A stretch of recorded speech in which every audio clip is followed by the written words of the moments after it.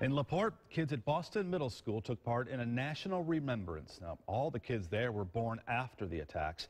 They have no living memory of that horrible day, but today still has meaning for them. WSBT-22's Patrick Ross spoke to some of those kids, and Patrick, they're just one of many schools that commemorated today by singing the national anthem. Yeah, Rick, more than 250,000 kids all across the country sang the Star-Spangled Banner. And even though most of them weren't alive in 2001, they still know what this day means. No one who was alive on September 11th, 2001 will ever forget what happened that day and where they were when they found out that the world had changed. I was a freshman at Purdue University, and I was headed to my English class that morning, but had turned on the news to just kind of see what was happening before I headed out to class, and saw the second plane hit the tower. Most of the children here weren't even alive when the planes crashed into the Twin Towers, and those who were alive were too young to have any memory of that. But they still know what today means. I think this day means like bringing the country together because of what happened and all the people that put their lives before ours. But it's also something that you don't just forget about.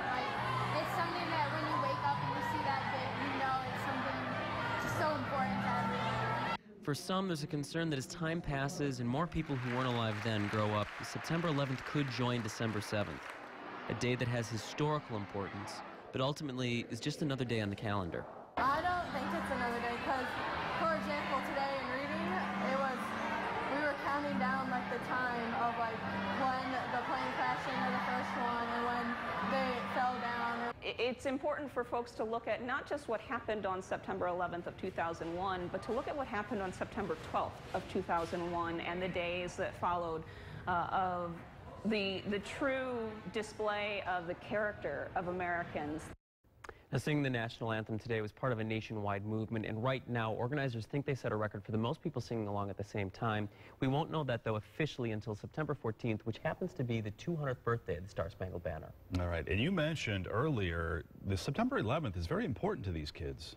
Yeah, you know, in talking to them, it really is. And these kids have grown up in a time never knowing a time when there was peace, when soldiers were always at war in Afghanistan. And Mayor Milo said that that's actually key for them for not taking, key for them for remembering 9/11. The key now will be moving forward, not taking for granted the sacrifices veterans have made.